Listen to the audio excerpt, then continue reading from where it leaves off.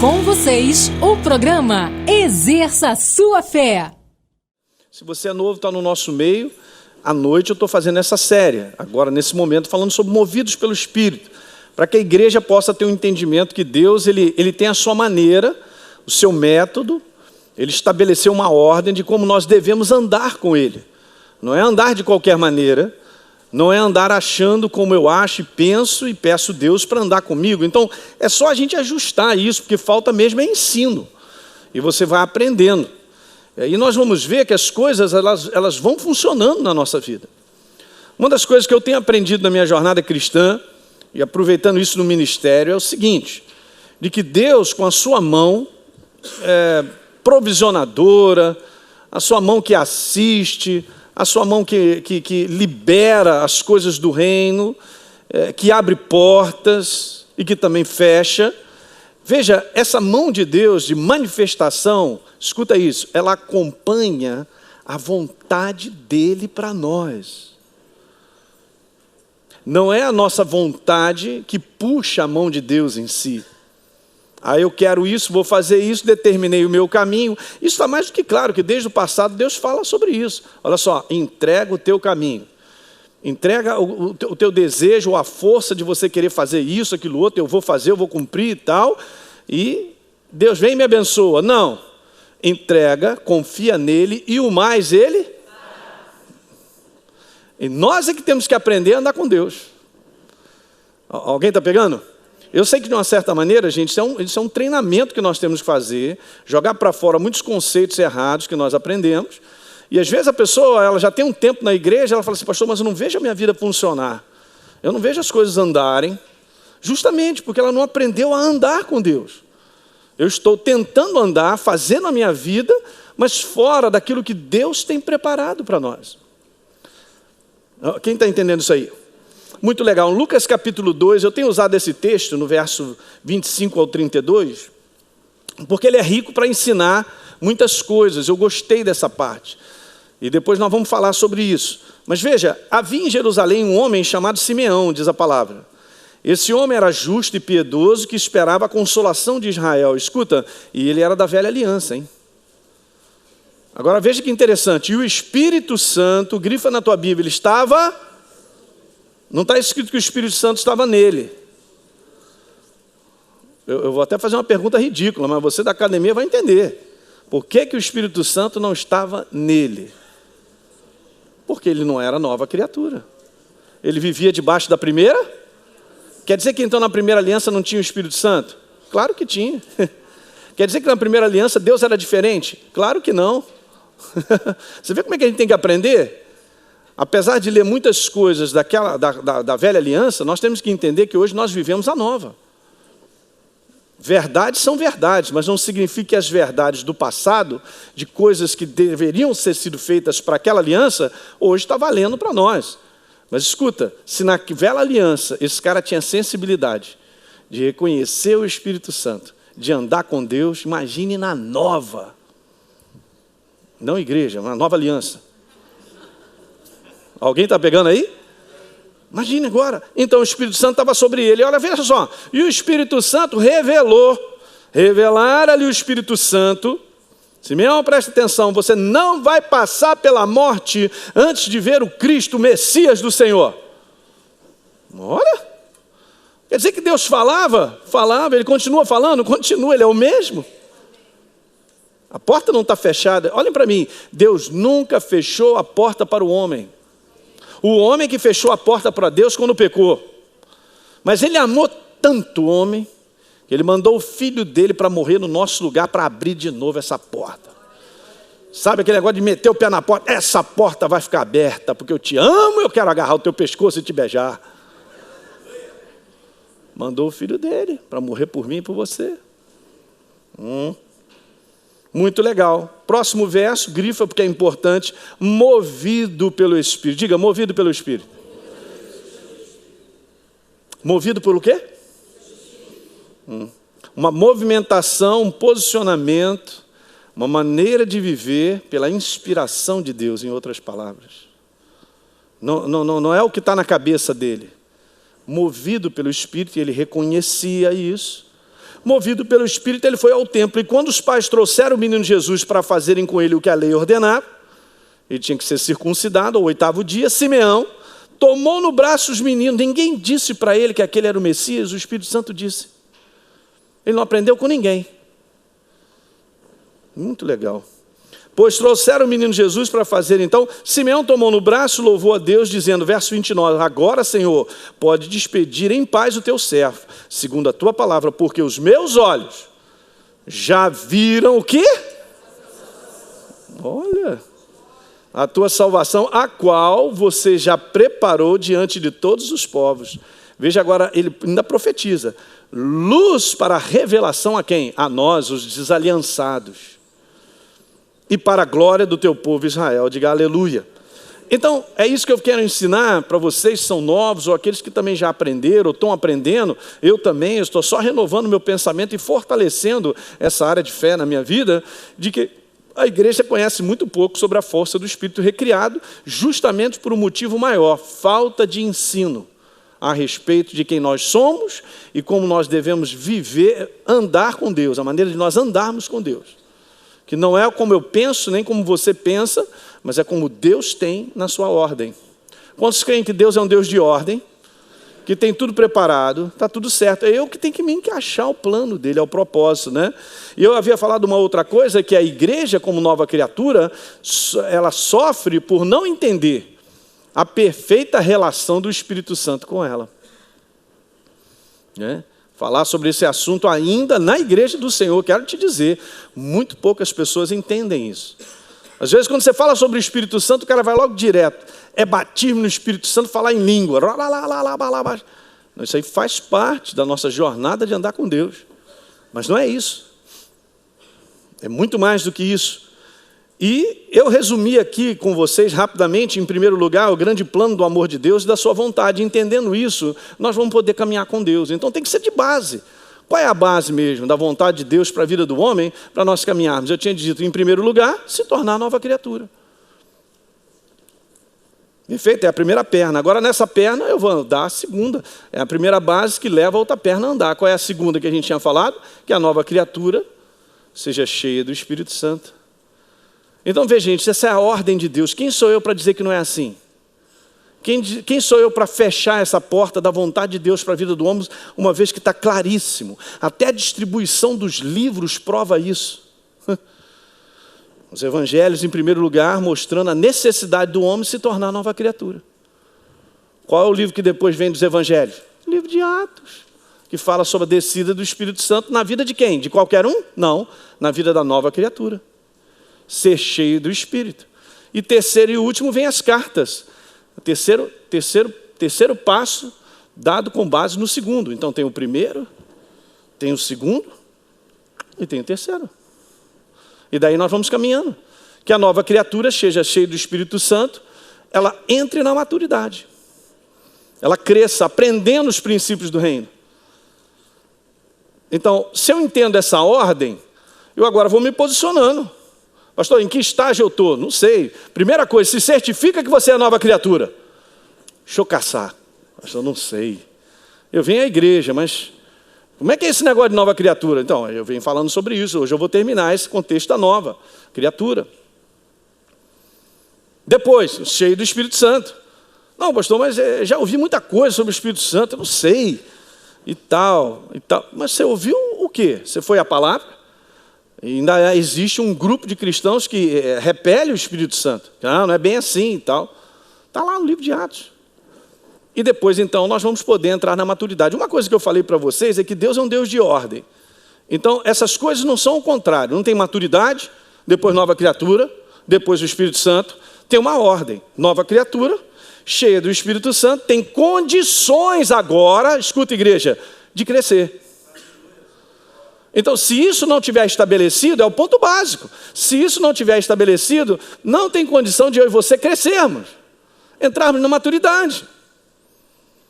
Então, olhando a vontade de Deus para a vida do homem, olhem para mim, o que os dons do ministério, que são os dons ministeriais, precisam fazer para edificar a igreja? Levar as pessoas a receberem a Jesus como novas criaturas, levar as pessoas a serem cheias do Espírito Santo, e promover crescimento na forma de ensino dos princípios da obra da cruz. Hello. Estaremos cumprindo a vontade do Pai. Então veja, se a liderança entende isso, e se isso é claro, porque é assim que Deus estabeleceu, está nesse livro, nós vamos cumprir a vontade de Deus. Você vai ver as pessoas andando os passos que tem que andar. Qual é o primeiro passo? Nova criatura, recebe o Espírito Santo, agora tem condição de crescer.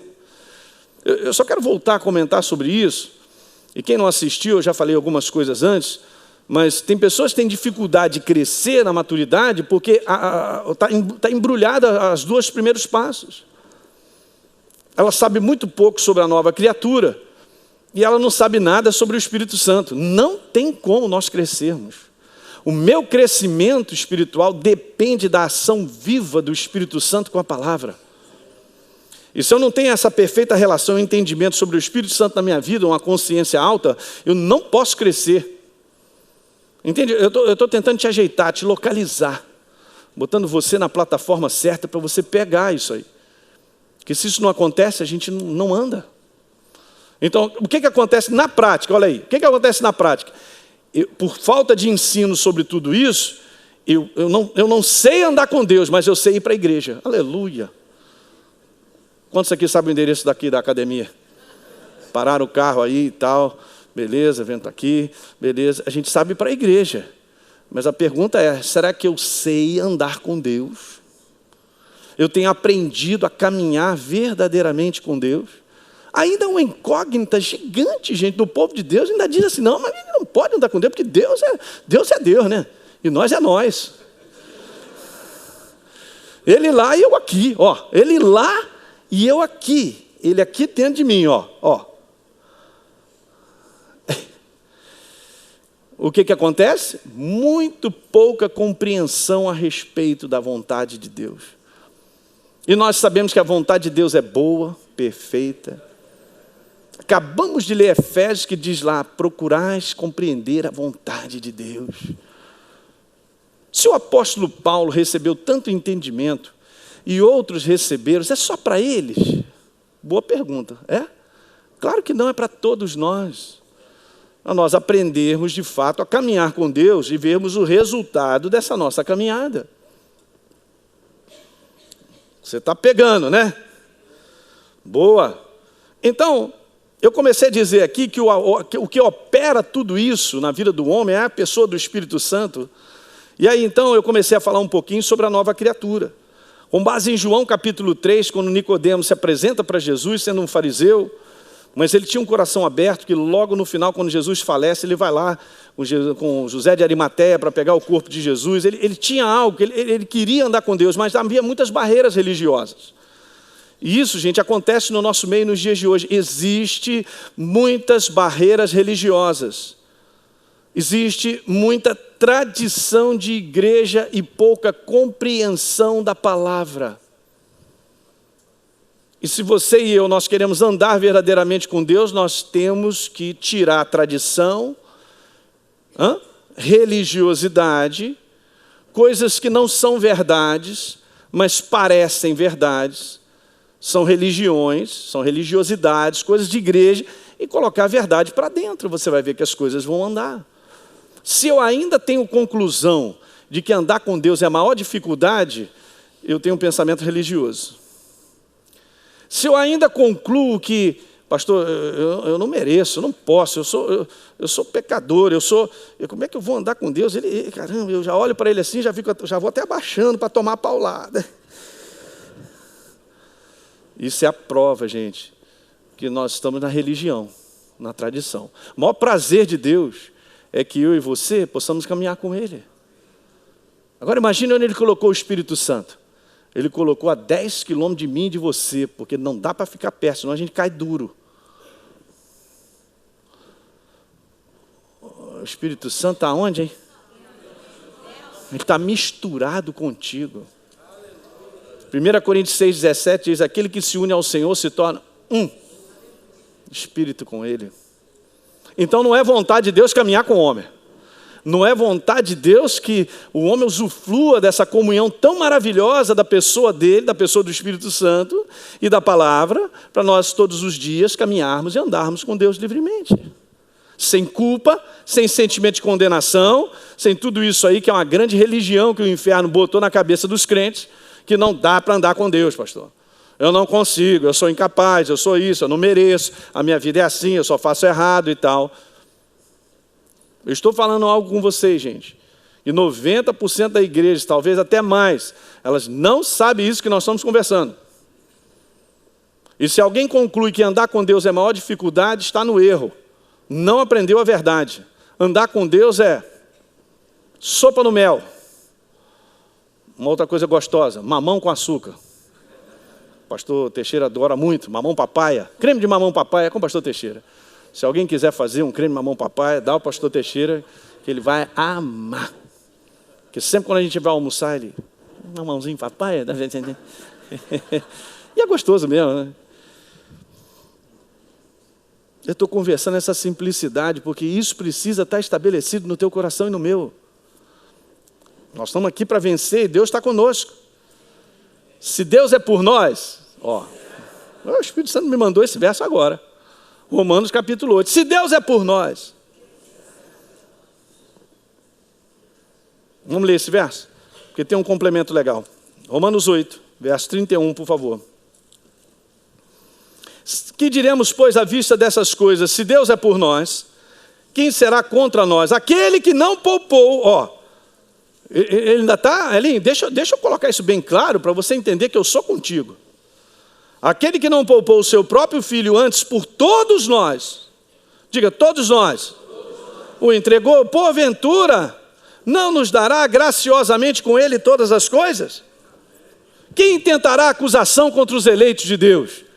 Você é a nova criatura, você foi eleito, cara. É a nova criatura, é filho dele.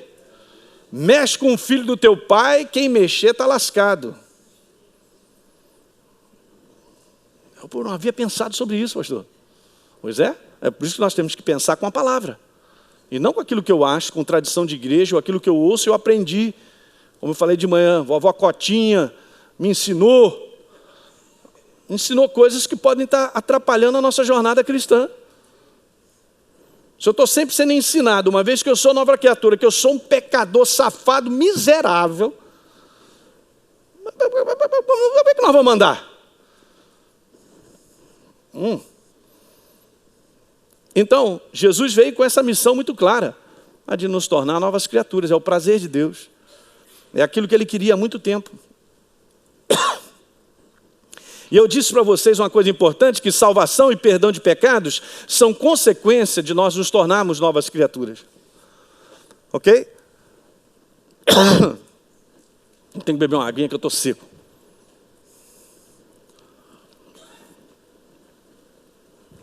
Então a missão mesmo de Jesus não é a de simplesmente salvar, me livrar do inferno e perdoar pecados. Por isso que já existia isso na Nova Aliança. Mas a missão mesmo de Jesus, como obra da cruz, é me tornar nova criatura. Diga aleluia. Vá comigo aqui, em 2 Coríntios 5. Esses são os fundamentos, queridos, que deixam a gente de pé. Então, 2 Coríntios capítulo 5. Ora, verso 18. Tudo provém de Deus, que nos reconciliou consigo mesmo. Veja só, a proposta não foi minha, nem sua, nem poderíamos. Ele mesmo veio com a proposta e ele mesmo fez tudo. E o que eu fiz? Nada.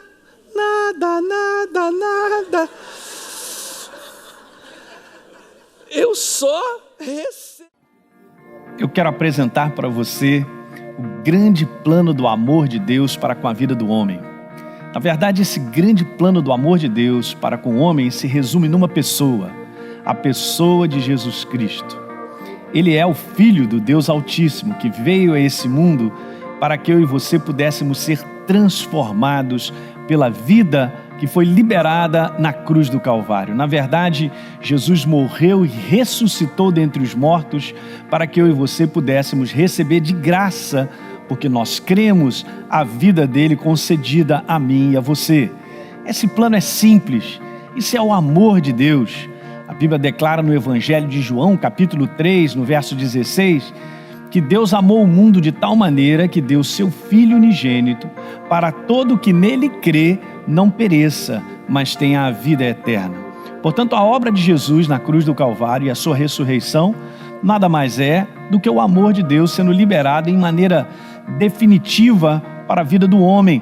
Você recebe esse amor, eu também recebo por fé, então nós nos transformamos, como diz a palavra, num verdadeiro filho de Deus, uma nova criatura. Eu gostaria de orar com você. Se você quer entregar a tua vida a Jesus, se você crê nessa obra da cruz do Calvário, e que Ele liberou vida em abundância para te transformar em definitivo e para que nós pudéssemos ter um relacionamento, eterno com o nosso Deus, eu quero orar com você nesse momento. Basta apenas você fechar os seus olhos, ou você acompanhar comigo essa oração, ou repetir comigo essas palavras. Eu tenho certeza que se você crer nessas palavras, você irá se tornar um verdadeiro filho de Deus e a vida de Deus vai começar a reinar no teu coração a partir desse momento. Então ore comigo e repita: Senhor, eu creio que Jesus Cristo é o meu Senhor e Salvador. Na cruz do Calvário, Ele liberou a sua vida para que eu a recebesse. E eu agora recebo essa vida de graça, eu recebo pela fé, crendo na obra de Jesus na cruz do Calvário. Eu declaro que eu me torno agora um verdadeiro filho de Deus, com a vida dele no meu coração, em nome de Jesus. Veja como é simples. Nosso Deus é um Deus simples, e a proposta dele é extremamente simples. É a proposta de que o homem creia na sua palavra. Você acabou de orar comigo e você recebeu a vida de Jesus, e eu expliquei em maneira resumida a obra de Jesus da cruz do Calvário. Mas eu tenho mais uma coisa para te dizer. Uma vez que você recebe a Jesus como Senhor e Salvador, saiba que você agora se torna uma nova criatura. Em 2 Coríntios, capítulo 5, no verso 17, há uma declaração maravilhosa dizendo que se nós estamos em Cristo Jesus, a Bíblia declara que nós nos tornamos novas criaturas. As coisas antigas já passaram e eis que se fizeram novas todas as coisas. Há uma nova criatura agora em você. Você foi transformado pela operação do Espírito Santo e pela vida de Deus. Portanto, eu também quero te dizer que ser uma nova criatura implica em nós andarmos como novas criaturas todos os dias, com base na palavra de Deus, com base nas verdades da palavra de Deus que mudam a nossa vida para sempre. Então, todos os dias, como nova criatura, nós vamos caminhando com a verdade. A própria palavra de Deus declara no livro de Romanos que o justo, justificado, aquele que recebeu a Jesus como Senhor e Salvador, ele viverá por fé. Ele viverá, em outras palavras, acreditando e vivendo as verdades de Deus todos os dias. É simples. Dessa maneira, você se tornará uma pessoa vitoriosa em tudo que você enfrentar. Porque com base na palavra, como está escrito na primeira carta do Evangelho de João, está escrito lá sobre aquele que é nascido de novo, vence. E esta é a vitória que vence esse mundo, a nossa fé. Ou seja, a nossa maneira de viver todos os dias crendo na palavra. Então eu quero te dizer também, para terminar essa pequena explicação a respeito do plano do amor de Deus para com a nossa vida, eu quero te dizer que a partir de agora, você deve procurar uma igreja, deve procurar um lugar onde você possa se congregar, onde você possa ouvir de maneira contínua a palavra de Deus, onde você possa crescer, ser edificado na verdade do Evangelho do nosso Senhor Jesus Cristo. É isso aí. A palavra de Deus tem sido anunciada e milhares de vidas têm sido alcançadas com a verdade libertadora do Evangelho de Cristo através deste programa. Agradecemos a você que, junto conosco, torna possível o ID de Jesus, seja através da oração ou generosidade, ajudando milhares de pessoas a ouvir e exercerem sua fé na palavra de Deus. Se você deseja ser um parceiro, exerça sua fé. Ligue 0 Operadora 21 3251 3242 ou através do site www.exerçasuafé.com.br. Faça parte da revolução do Evangelho Libertador. uma das chamadas mais importantes para a contribuição financeira, para a manutenção do reino de Deus sobre a face da terra, desse evangelho revolucionário e libertador, é uma palavra que se encontra em Lucas capítulo 8. E eu gostaria de ler com você, Lucas capítulo 8, a partir do verso 1, há uma declaração muito maravilhosa. Jesus declara assim: aconteceu depois disto que andava Jesus de cidade em cidade, de aldeia em aldeia, pregando e anunciando o evangelho do reino de Deus, e os 12 iam com ele. Verso número 2. E também algumas mulheres que haviam sido curadas de espíritos malignos, de enfermidades. E ele cita algumas delas: Maria, chamada Madalena, da qual saíram 7 demônios, e Joana, mulher de Cusa, procurador de Herodes, Susana e muitas outras, as quais, veja como está escrito na palavra, no verso número 3, as quais lhe prestavam assistência com seus bens. Sabe, essa é uma passagem maravilhosa para nos ensinar muitas coisas. Em primeiro lugar, eu quero te dizer que toda doação para o reino de Deus, toda doação financeira para a continuidade da proclamação do evangelho é uma doação voltada de coração. É algo que está no coração do homem. Essas mulheres, por exemplo, elas receberam a liberdade desse evangelho.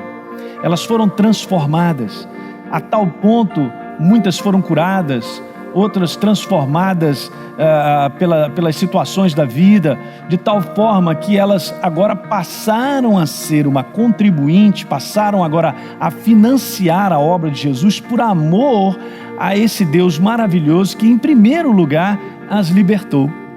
Veja que coisa maravilhosa. Eu quero te dizer que toda contribuição para o reino, ela deve ser feita de um coração que tenha certeza da obra de Jesus na sua vida. Essa motivação, essa é a palavra certa, é a motivação correta de doar. É a motivação da qual eu e você, nós temos, por amor à obra dele na nossa vida. Essas mulheres não podiam agir de outra maneira. Aquilo era tão real na vida delas que elas contribuíram para continuar, para que esse evangelho possa levar as pessoas a serem libertas, transformadas. Essa é a revolução do evangelho libertador do nosso Senhor Jesus Cristo, do qual eu quero te convidar a participar, a ser um participante dessa obra, não porque você tem que dar, mas porque você ama dar, você tem prazer em fazer isso, para ver outras pessoas serem libertas, transformadas, curadas, assim como você foi transformado pelo poder de Deus.